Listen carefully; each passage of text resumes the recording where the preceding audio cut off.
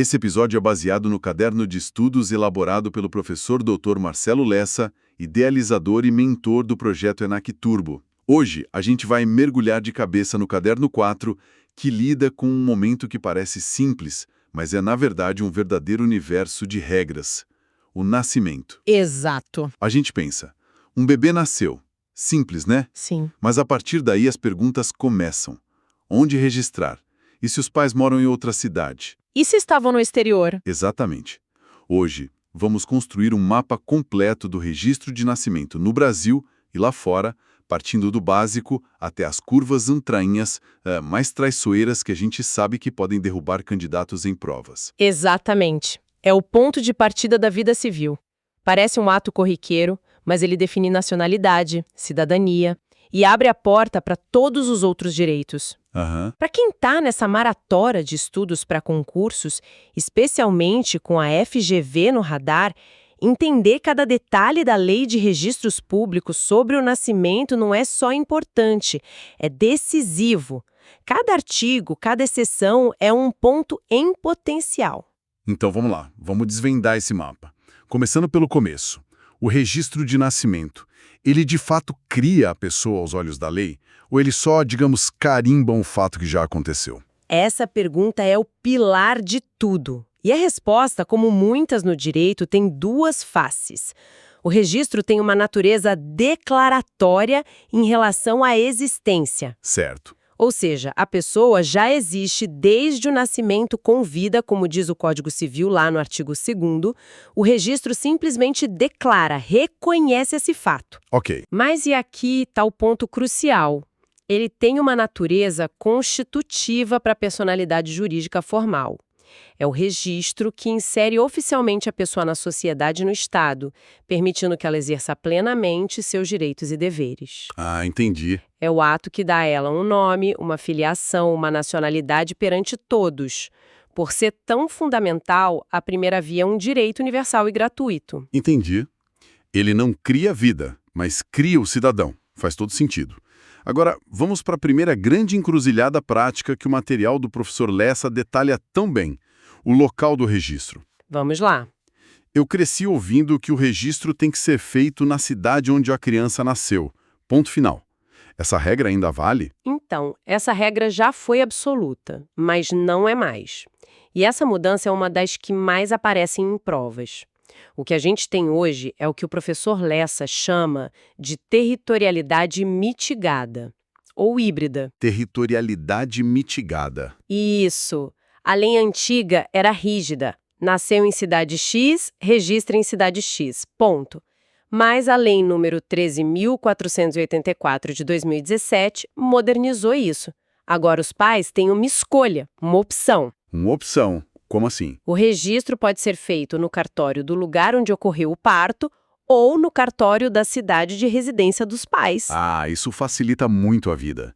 Então, se um casal mora em Campinas, mas o bebê nasce em São Paulo por causa de um hospital específico, eles podem simplesmente voltar para Campinas e registrar o filho lá, sem burocracia. Precisamente. A ideia é essa, facilitar o acesso ao registro e vincular a criança à comunidade onde ela de fato vai viver. Certo. E a tecnologia, como você mencionou antes de a gente começar, é uma grande aliada nisso. As unidades interligadas, que funcionam dentro de muitas maternidades, já permitem que os pais façam essa escolha ali mesmo. O registro é feito eletronicamente, sabe? E enviado para o cartório competente. Seja do parto ou da residência. Exatamente. Certo. E isso me leva a uma outra dúvida, que parece conectada. Se os pais podem escolher o cartório da cidade onde moram, isso quer dizer que a criança também pode ser considerada natural daquela cidade, mesmo tendo nascido em outra? Boa pergunta. Parece que uma coisa leva a outra, né? Parece. Não é. E é exatamente nesse raciocínio lógico que mora uma das pegadinhas mais clássicas da FGV. A resposta é sim, mas com um asterisco gigante. Ah, sempre tem um asterisco. Sempre. Os pais podem sim optar pela naturalidade. A criança pode ser registrada como natural do município onde nasceu ou do município onde a mãe residia na data do nascimento. Espera um pouco. Isso parece simples demais. Quer dizer que se a mãe mora, por exemplo, em Lisboa, vem para o Brasil só para ter o filho em Salvador, Ela pode escolher que o filho seja considerado natural de Lisboa, mesmo nascendo em Salvador? Não pode. Isso abriria uma brecha enorme. Aí é que está a trava de segurança da lei e o alerta de prova que vale ouro. A resposta é um sonoro não.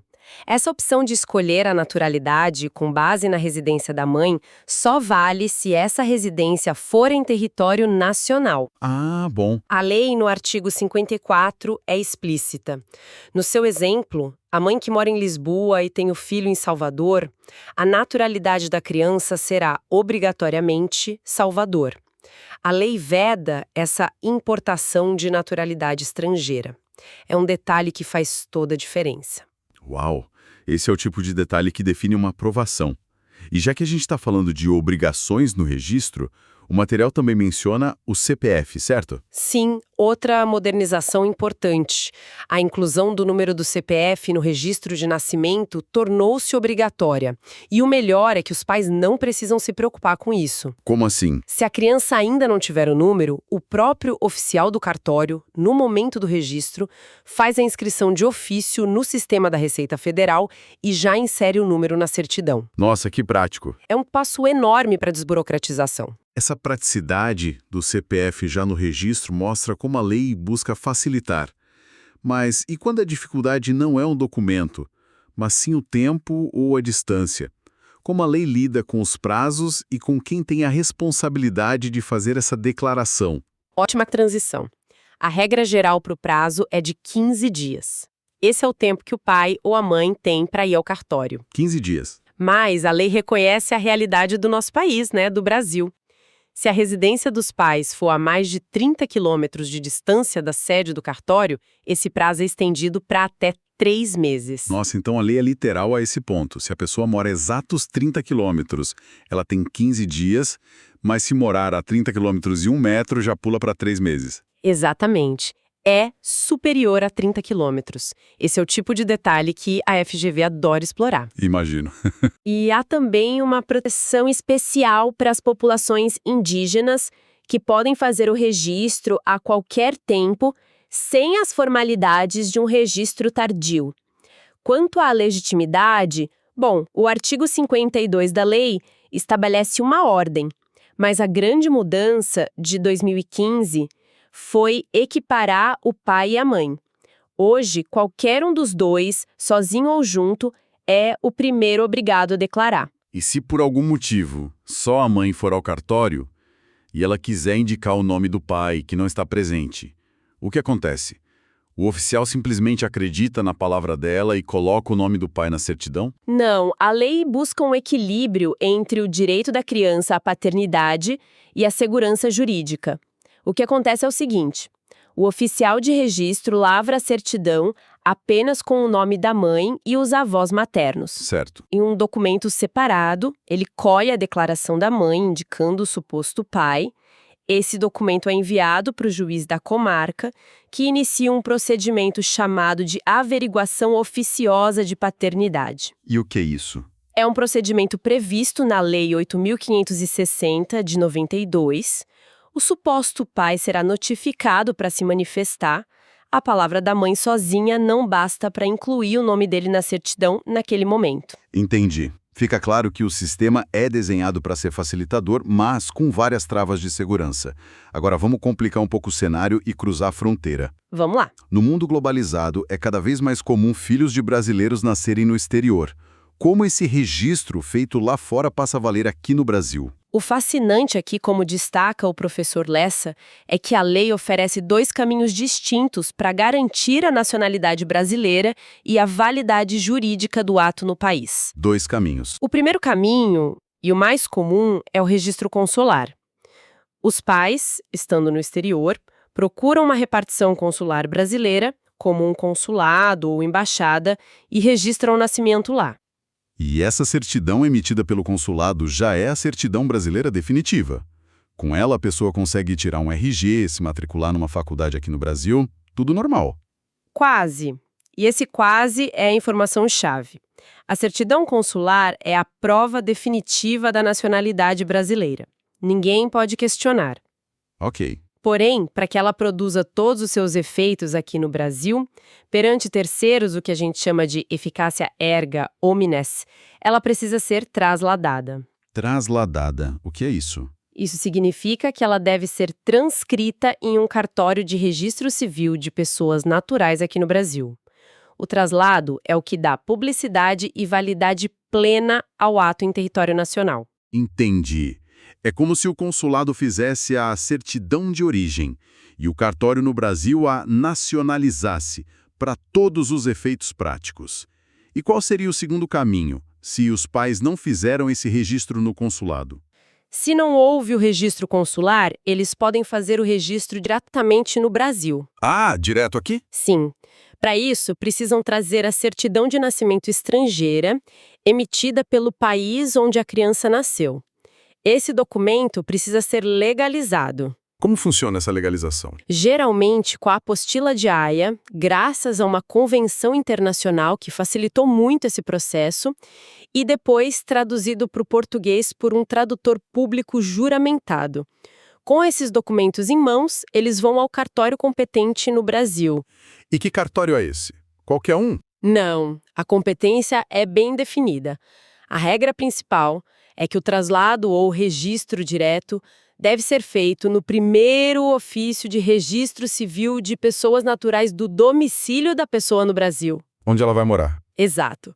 Se a pessoa ainda não tem um domicílio definido no país, a lei estabelece uma competência subsidiária, o primeiro ofício de RCPN do Distrito Federal, que funciona como um cartório de competência geral para esses casos. Certo. Cobrimos muito terreno. A sensação é de que são muitos detalhes, muitas regras específicas. Se a gente fosse seguir a dica do professor Lessa e criar um fichamento estratégico para organizar as ideias, como ele ficaria? Ótima ideia! Acho que eu consigo começar.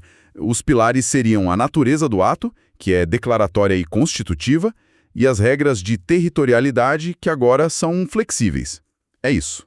A naturalidade, A naturalidade. que é o optativa entre o local do parto ou a residência da mãe, com aquela trava de segurança de ser apenas em território nacional.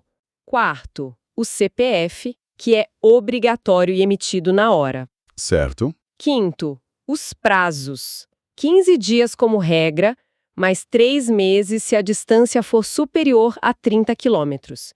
E, por fim, o sexto pilar, o traslado de registros do exterior. Que é obrigatório. Obrigatório para ter eficácia plena, com a competência sendo o domicílio ou, na falta dele, o Distrito Federal. Natureza, territorialidade, naturalidade, CPF, prazos e translado.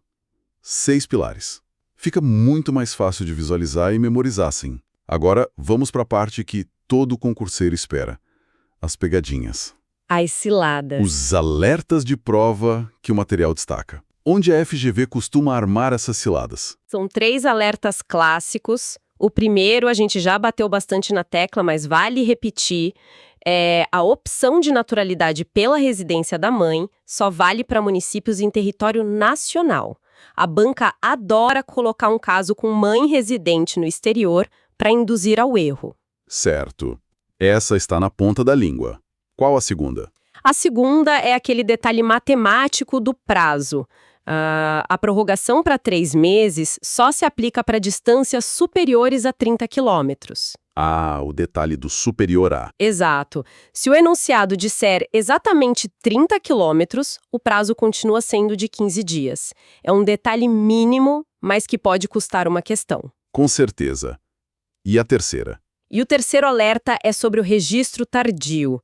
Ao contrário do que muitos pensam, a regra geral é que ele seja feito diretamente no cartório, sem precisar de processo judicial.